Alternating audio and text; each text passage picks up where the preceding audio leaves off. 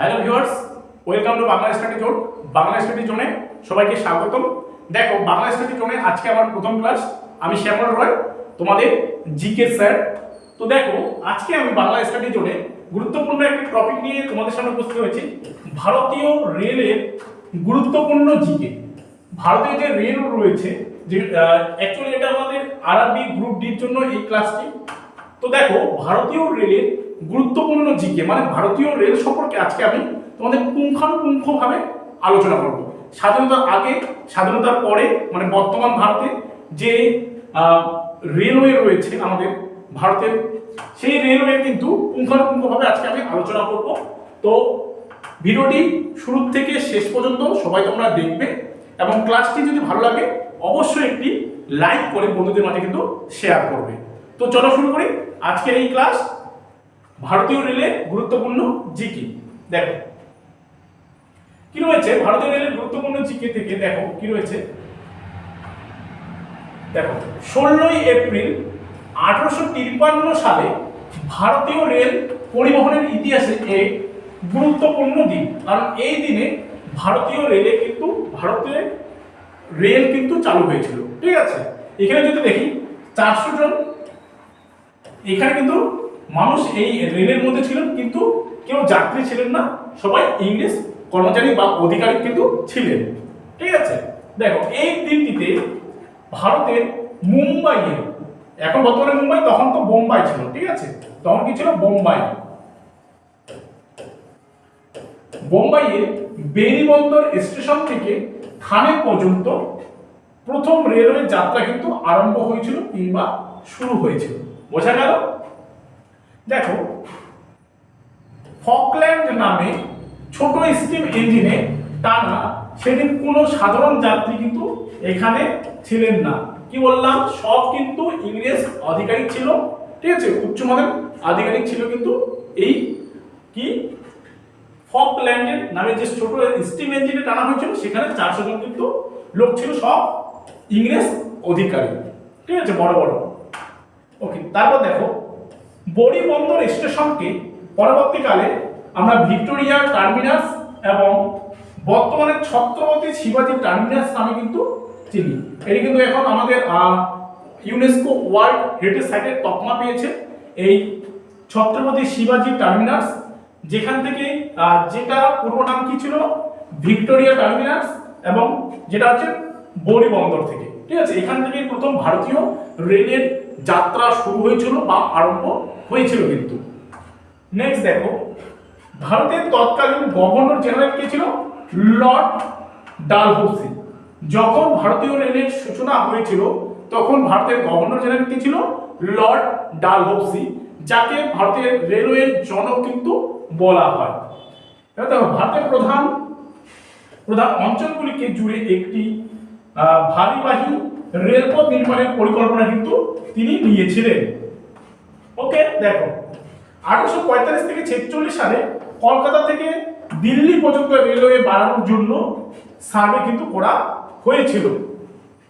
মানে আমাদের 1853 সালে রেলওয়ে যাত্রা শুরু হয়েছিল, কিন্তু তারও আগে দেখো 1845 থেকে 46-এর মধ্যে কলকাতা থেকে যে দিল্লিতে আসবে, যে রেলপথটা আসবে, সেটারও কিন্তু সার্ভে অলরেডি হয়ে গেছিল। বোঝা গেল? নেক্সট দেখো, ইস্ট ইন্ডিয়া কোম্পানি। দেখো, ভারত স্বাধীন হওয়ার আগে যদি আমরা দেখি, ইস্ট ইন্ডিয়া কোম্পানি কিন্তু ভারতের শাসন করেছিল, তাই তো? তাই দেখো, ইস্ট ইন্ডিয়া রেলওয়ের মুখ্য কার্যালয় কোথায় ছিল? পূর্ব ভারতের মধ্যে হাওড়ায়। নেক্সট দেখো, 1854 সালের 28শে জুন দিনটি পরীক্ষামূলকভাবে রেলওয়ে চলাচল করানো হয়েছিল এবং একই বছরে 15ই আগস্ট, কত আগস্ট? 15ই আগস্ট থেকে নিয়মিত হাওড়া থেকে হুগলির মধ্যে পুরোপুরিভাবে কিন্তু যাত্রীবাহী রেলওয়ে পরিষেবা কিন্তু শুরু হয়েছিল। তার মানে ভারতের প্রথম রেলওয়ে শুরু হয়েছিল বোম্বাই থেকে থানে, এটি প্রথম। এবং সেকেন্ড যে রেলওয়েটা শুরু হয়েছিল সেটা কি? হাওড়া থেকে হুগলি। এটা কিন্তু পশ্চিমবঙ্গের মধ্যে, আর পশ্চিমবঙ্গে দ্বিতীয় ছিল। বোঝা গেল? এবার দেখো, 1905 সালে বড়লাট লর্ড কার্জন প্রথম রেলওয়ে বোর্ড কিন্তু গঠন করেছিল। ভীষণ গুরুত্বপূর্ণ লাইন এটি। নেক্সট দেখো, 1928 সালে প্রথম রেলওয়েতে রঙিন সিগন্যাল ব্যবহার করা কিন্তু হয়েছিল। নেক্সট দেখো, ভারতীয় রেলওয়ে জাতীয়করণ করা হয় 1950 সালে, স্বাধীনতার পরবর্তীকালে। এরপরে দেখো, ভারতীয় রেলের 4 প্রকার লাইন রয়েছে। ভারতীয় যে রেল রয়েছে সেখানে 4 ধরনের লাইন রয়েছে। সেটা কি কি দেখো, broad gauge, narrow gauge, metre gauge, special gauge. তো এটা কত মিটার সেটা তোমরা নিজেরাই দেখে নেবে। আর কি রয়েছে দেখো, বর্তমানে ভারতে পশ্চিমবঙ্গের শিলিগুড়ি রেল স্টেশনে এই 3 প্রকার রেলওয়ে মানে লাইন দেখতে পাওয়া যায়, যেটা হচ্ছে ব্রড গেজ, ন্যারো গেজ এবং মিটার গেজ লাইন কিন্তু রয়েছে। ঠিক আছে, 3টে লাইনের সুবিধাই কিন্তু আমাদের পশ্চিমবঙ্গের শিলিগুড়িতে কিন্তু রয়েছে। ওকে, নেক্সট দেখো, বর্তমানে রেলওয়ে জোনের সংখ্যা কিন্তু 19টি। কিছুদিন আগে ছিল 18টি, কিন্তু এখন 19টি। কলকাতা মেট্রোকেও কিন্তু এই জুড়ে দেওয়া হয়েছে এই জোনের সঙ্গে, রেলওয়ে জোনের সঙ্গে। বোঝা গেল? আর কলকাতায় প্রথম কিন্তু আমাদের মেট্রো রেল চলে, যেটাকে আমরা পাতাল রেল বলি। ওকে, দেখো এখানে কি বলছে, ভারতীয় রেলের জোনগুলি একটি তালিকা কিন্তু দেওয়া হয়। ভারতীয় রেলওয়ের জোনের কিন্তু একটি তালিকা দেওয়া হয়ে গেল, মানে এই যে 19টা যে জোন রয়েছে তার তালিকা কিন্তু এখানে দেওয়া রয়েছে। তোমরা অবশ্যই দেখবে। দেখো প্রথমে কি রয়েছে, উত্তর রেলওয়ে, যেটাকে নর্দার্ন রেলওয়ে বলবো, সদর দপ্তর কোথায়? নয়াদিল্লি, পরীক্ষা আসে। উত্তর পূর্ব রেলওয়ে সদর দপ্তর কোথায়? গোরখপুর, যেটা উত্তরপ্রদেশে রয়েছে। উত্তর মধ্য রেলওয়ের সদর দপ্তর কোথায়? এলাহাবাদ, যেটা উত্তরপ্রদেশে রয়েছে। উত্তর পশ্চিম রেলওয়ে সদর দপ্তর কোথায়? জয়পুর, জয়পুর কোথায় রয়েছে? রাজস্থানে, উত্তর পশ্চিমে। নেক্সট দেখো, পূর্ব রেলের সদর দপ্তর কোথায়? কলকাতা। দেখো নেক্সট দেখো, পূর্ব রেলের সদর দপ্তর কোথায়? হাজিপুর। এগুলো তো পরীক্ষায় আসে। কখন কোনটা রেলওয়ে জোন তোমাদের দিয়ে দিল, ধরো এখানে দিয়ে দিল উত্তর পশ্চিম রেলওয়ের সদর দপ্তর কোথায়, তাহলে হয়ে যাবে জয়পুর। ঠিক আছে, এবার দেখো পূর্ব উপকূলের রেলওয়ের সদর দপ্তর কোথায়? ভুবনেশ্বর, ছত্তিশগড়ে রয়েছে। পূর্ব সীমান্তে রেলওয়ের সদর দপ্তর কোথায়? তোমরা দেখতে পাচ্ছ গুয়াহাটি, যেটা আসামে রয়েছে। নেক্সট দেখো, পশ্চিম রেলওয়ের সদর দপ্তর কোথায়? মুম্বাইয়ে রয়েছে, মহারাষ্ট্রের। পশ্চিম মধ্য রেলওয়ে সদর দপ্তর কোথায়? জব্বলপুর, এটাও কোথায় রয়েছে? মহারাষ্ট্রে রয়েছে। পশ্চিম উপকূলীয় রেলওয়ের সদর দপ্তর কোথায় রয়েছে? ভাদোদরা রয়েছে। দক্ষিণ রেলওয়ের সদর দপ্তর কোথায় রয়েছে? চেন্নাইতে রয়েছে। দক্ষিণ পূর্ব রেলওয়ের সদর দপ্তর কোথায় রয়েছে? কলকাতাতে রয়েছে। এরপরে দেখো, দক্ষিণ পূর্ব মধ্য রেলওয়ের সদর দপ্তর কোথায় রয়েছে? দেখো ভোপাল, মধ্যপ্রদেশে রয়েছে কিন্তু দক্ষিণ পূর্ব মধ্য রেলওয়ে। এরপরে দেখো, দক্ষিণ পশ্চিম রেলওয়ের সদর দপ্তর কোথায়? হুগলিতে রয়েছে। নেক্সট দেখো, দক্ষিণ পশ্চিম উপকূলের রেলওয়ে সদর দপ্তর কোথায় রয়েছে? বিশাখাপত্তনম, তাই না, অন্ধ্রপ্রদেশে। এরপরে দেখো, মধ্য রেলওয়ের সদর দপ্তর কোথায়? পরীক্ষায় আসে মুম্বাই। মেট্রো রেলওয়ে সদর দপ্তর কোথায়? কলকাতা, যেহেতু কলকাতায় শুরু হয়েছিল 1984 সালে মেট্রো, ভারতের প্রথম চালু হয়েছিল কলকাতা মেট্রো, যার সদর দপ্তর কিন্তু কলকাতায়। বোঝা গেল? তো এই হচ্ছে আমাদের 19টি জোন। কলকাতা মানে ভারতীয় রেলওয়ের জোন সংখ্যা হচ্ছে এখানে টোটাল 19টি রয়েছে, যার শেষতম জোন রয়েছে আমাদের কিন্তু কলকাতা। বোঝা গেল? চলো নেক্সট লাইন কি রয়েছে, রেল বাজেটকে সাধারণ বাজেট থেকে আলাদা করা হয় 1924 সালে। ভীষণ গুরুত্বপূর্ণ, কিন্তু ভীষণ ভীষণ গুরুত্বপূর্ণ। রেলের বাজেট সাধারণ বাজেট থেকে কি করেছিল? আলাদা করেছিল 1942 সালে।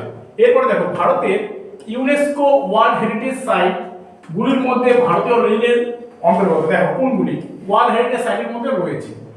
দেখো, মাউন্টেন রেলওয়ে বিশ্ব ঐতিহ্যবাহী স্থানের তকমা পেয়েছে। কি কি পেয়েছে দেখো, দার্জিলিং হিমালয়ান রেলওয়ে, যেটা 1999, দার্জিলিং জেলা, পশ্চিমবঙ্গ। ভীষণ ইম্পর্টেন্ট তোমাদের জন্য, তোমাদের যে আপকামিং এক্সাম রয়েছে তার জন্য কিন্তু ভীষণ গুরুত্বপূর্ণ। এরপরে দেখো, নীলগিরি পার্বত্য রেলওয়ে, যেটা 2005 সালে হয়েছে, উটিতে, তামিলনাড়ুর মধ্যে রয়েছে। কালকা সিমলা রেলওয়ে, যেটা 2008 সালে রয়েছে, মানে তকমা পেয়েছিল হিমাচল প্রদেশে কিন্তু এটা রয়েছে। এরপরে দেখো কি রয়েছে, লাল বাহাদুর শাস্ত্রী হলেন একমাত্র ভারতীয় রেলমন্ত্রী যে হচ্ছে রেল দুর্ঘটনার জন্য পদত্যাগ করেছিল। ভীষণ ইম্পর্টেন্ট, পরীক্ষায় বারবার দিয়ে দেয় যে কোন রেল মন্ত্রী যে কিনা রেল দুর্ঘটনার জন্য রেল থেকে পদত্যাগ দিয়েছিল, ঠিক আছে। আর ভারতের প্রথম মহিলা রেলমন্ত্রীকে মমতা ব্যানার্জি। বোঝা গেল? ভীষণ ইম্পর্টেন্ট। চলো নেক্সট লাইন।